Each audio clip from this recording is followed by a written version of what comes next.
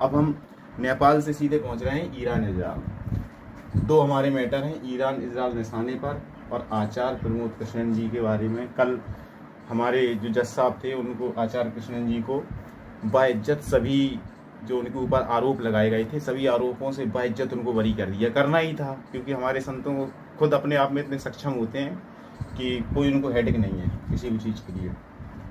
तो कहने का मतलब यह है कि जो पहला ये विषय है हमारा, तो ये विषय सही है क्या? पूरा विश्व इस बात से सहमत है कि निशाने पर है या इसकी तारीख पक्की कर दी गई है कि इसको उड़ाना है?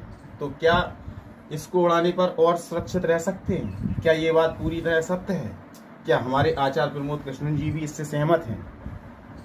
ऐसा नहीं। तो हमारे लिए हर चीज़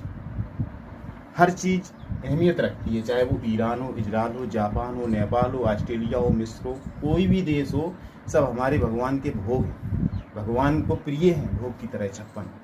तो हमारा कहने का मतलब कि अब आपको ये बताते हैं कि हमारा हिंदू धर्म और मुस्लिम धर्म, ईसाई धर्म या सिख धर्म, ये तो हम आपको शुरू से बताएंगे, तब बताएंगे। इतना बता रहे हैं कि हमारा आपस में क्या रिश्ता है, हम लोग आपस में कितने मजबूत तरीके से जुड़े हैं।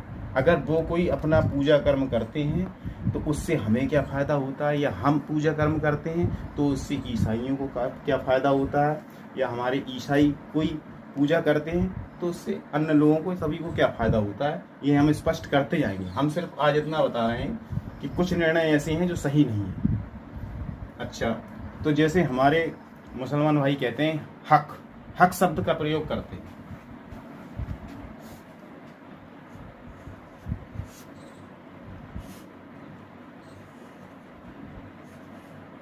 हक, तो ये हक क्या है जो अपन कहते हैं तुम्हारा इसमें हक है? अपने यहाँ भी ये समाज में चलता है, कोई भाई अगर किसी का ज़्यादा हड़पने के चक्कर में, तो क्या हमारा हक नहीं है इसमें? हमारा भी इसमें हक है, या उसका हक है इसमें, उसको भी ये चीज़ मिलनी चाहिए। तो ये वही हक है। तो वो कहते हैं हक, ये पूजा है उनकी, हक जो कहते हैं। तो अगर वो हक कहते हैं तभी अपन लोग बोल पाते हैं। अपन लोग जो बोलते हैं अनाप शनाप कुछ भी बोलते रहते हैं, ये उनके हक कहने से बोल पाते हैं। इसका अपन पलटेंगे तो क्या होगा?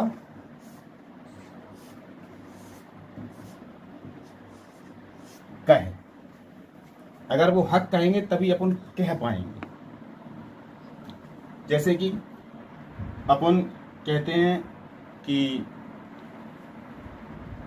पूजनीय श्री गुरुदेव, माता पिता, गुरुजन, संतजन, आचार्य जी, शंकराचार्य जी, वेद व्यास जी, भगवताचार्य, सभी लोगों को अपन प्रणाम करते हैं। और जितने भी पवित्र नदियां हैं उनको प्रणाम करते हैं, मातृ शक्तियां हैं उनको प्रणाम करते हैं, पेड़ पौधों, पहाड़ों को, वृक्षों को, सभी को प्रणाम करते हैं। सभी कहते हैं अपन। तो जिनकी वजह से अपन कह पा रहे हैं, उनका नाम अपन ने कहीं नहीं लेते। अपन कहते हैं पीर, फकीर, पैगंबर, सभी को हमारा प्रणाम है, ये भी हमारे पूजनीय हैं। तो अपन ये क्यों नहीं कहते? मौलाना साहब का नाम क्यों नहीं लेते?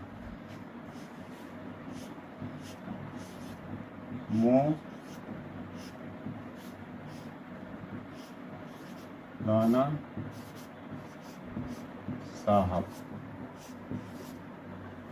मौलाना साहब का मतलब कि हमने अपनी अभी तक कोई भी कार्यक्रम स्टार्ट करते हैं या कुछ करते हैं, सभी को प्रणाम करते हैं श्रद्धा से, बहुत दूर तक कह जाते हैं अपन पीर, फकीर, पैगंबर, सभी को प्रणाम है, लेकिन अपन मौलाना साहब नहीं कहते। जब वो हक कह रहे हैं, उनकी वजह से हम कह पा रहे हैं, तो कम से कम उनके नाम को मौ तक तो लाइए। मौलाना का मतलब मौ तक, कि ये भी कहिए कि मौलाना साहब आपको भी प्रणाम है। तो उनके हक की वजह से अपन कह पाते हैं, और कहने की वजह से शब्दों को अपन मुंह तक ले आते हैं, तो उनका नाम नहीं लेते। तो उनका नाम अगर अपन नहीं लेंगे तो वो जो हक कह रहे हैं, अपन कह रहे हैं, अपन क्या कह रहे हैं? अपन को ये ज्ञान ही नहीं है कि मौलाना साहब हमारे कौन है, हमारी संस्कृति में कैसे जुड़े। ये सब हम आपको बातें बताएंगे, अभी थोड़ा ऐसे समझ में नहीं आएगा आपको। हर विश्व का कोना कोना, गांव या जिला या देश, सभी परमात्मा से जुड़े हुए हैं, उनके किसी न किसी विशेष चीज से जुड़े हुए हैं। और यथो नाम तथो गुणा, नाम में ही उसका अर्थ छिपा होता है, ये सभी जानते हैं। तो ये सबसे बड़ा प्रमाण है कि उसी के नाम में उसका अर्थ छिपा है। इससे बड़ा प्रमाण और कोई नहीं है, क्योंकि शब्द ही हमारी पहचान है। जो हमने आपको वर्णमाला बताई थी, वर्णमाला में जो हमने 51 अक्षर बताए थे, 51 माला की गुड़िया होती है, एक 21 माला की भी गुड़िया वर्णमाला होती है, जो सबसे पहले सनातन काल में जिसका किया गया था निर्माण। तो उस वर्णमाला से ही सारी भाषाएं निकली हैं, चाहे वो इंग्लिश हो चाहे कुछ हो, इंग्लिश, हिंदी और अपने उर्दू ये और फारसी, ये विशेष भाषाएं तो निकली ही हैं, और भी निकली हों या कोई कहीं से ही बनाई हो, हमें ये पता है कि हमारी वर्णमाला मुख्य है। कहने का मतलब ये है कि अपन कुछ भी कहेंगे, जैसे अपन अदालत में जज साहब के सामने पहुंचते हैं तो एकदम बोलते हैं तो जज साहब कहते हैं प्लीज सिट, आप बोल नहीं सकते अभी, आपको कुछ बोलना कटघरे में आइए। मतलब अपनी मर्जी से एकदम कोई नहीं बोल सकता, कहीं ना कहीं से निर्देश आते हैं तभी बोल पाते हैं। तो वही उससे बड़ा निर्देश ये है कि जो हमारे मौलाना साहब हैं वो हक कहते हैं, या उनकी बिरादरी में जो भी और पूजा पाठ करने वाले, नियम सीम करने वाले जो भी लोग कहते हैं, उसी की वजह से हम लोग कह पाते हैं। और हमारे एक दिन आचार्य वो क्या नाम है उनका, अनुरुद्धाचार्य जी कह रहे थे कि कोई व्यक्ति जैसे गूंगा बोल नहीं पाता, हमारे अनुरुद्धाचार्य जी को प्रणाम करते हैं, वो कह रहे थे गूंगा बोल नहीं पाता, सबको बता रहे थे। तो गूंगा क्यों नहीं बोल पाता? गूंगा के पास जीभ भी है, मुंह भी है, बोल सकता है वो, लेकिन वो बोल नहीं पा रहा। क्यों नहीं बोल पा रहा? तो वो बता रहे थे कि उसको भगवान ने रोक दिया है कि वो बोलेगा नहीं, क्योंकि वो गलत बोलता है, तो उसको रोक दिया, तो वो नहीं बोल पा रहा है। उसके पास सब कुछ है जी, पूरा साधन है। तो मित्रों, आज के लिए बस इतना ही, बाकी आपसे कल मुलाकात होगी, और हमारे इस चैनल को सब्सक्राइब जरूर करें।